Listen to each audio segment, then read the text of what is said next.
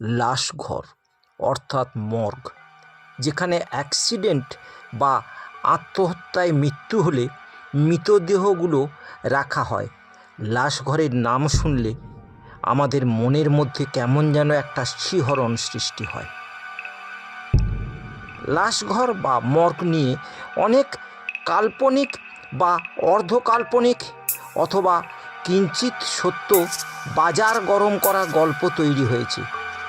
আমার চ্যানেলে সেই সব মন গড়া গল্প আমি বলি না, কিন্তু আমাদের চিরদিনের জানার আগ্রহ, যেসব লোকেরা মর্গে কাজ করে তারা কেমন হয়, তাদের নিত্যদিনের জীবনধারণ কেমন হয়, তারা আমাদের মতো একই সমাজের মানুষ নাকি অন্য রকম, তাদের সুখ দুঃখ হাসি কান্না যন্ত্রণা কেমন।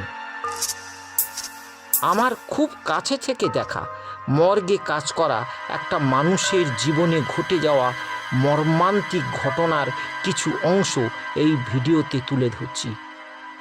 দয়া করে পুরো ভিডিওটা দেখুন এবং আমার চ্যানেলটা সাবস্ক্রাইব করুন। নমস্কার, ধর্মের আড়ালে চ্যানেল থেকে আপনাদের সবাইকে আন্তরিক শুভেচ্ছা জানাচ্ছি। গভীর রাতে বাড়ি ফিরছিলাম।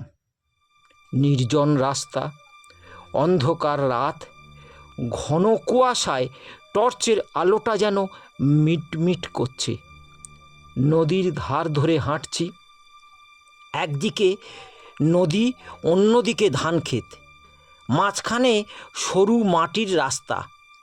প্রায় পেরিয়ে এসেছি। ওই দেখা যাচ্ছে নরেন পোদ্দারের বাড়ি। বাড়ির কাছে একটা মস্ত বড় বানি গাছ। গাছের কাছে আসতেই গাটা ছমছম করে উঠল। থেমে গেলাম। গাছের একটা ডাল কেমন যেন অস্বাভাবিকভাবে নড়ছে। এটা বাতাসের দোলানি নয়। টর্চের ফোকাস মারতেই আমার সারা শরীর অবশ হয়ে গেল। নরেন পোদ্দারের বডি আনতে আমরা মর্গে গিয়েছি। মর্গের দরজার সামনে দাঁড়াতেই দেখতে পেলাম নির্মল গাঙ্গুলি মর্গে পড়ে থাকা একটা মেয়ের পা ধরে কাঁদছে। নির্মল হলো এই কাহিনীর নায়ক। উচ্চশ্রেণী ব্রাহ্মণ ঘরে জন্ম, বিএ পলিটিক্যাল সায়েন্সে অনার্স। ব্রাহ্মণ পরিবারে বিয়ে হয়েছিল। বিয়ের পর অনেক দিন পর্যন্ত বেকার ছিল। বাধ্য হয়ে এই মর্গে কাজ নিয়েছে।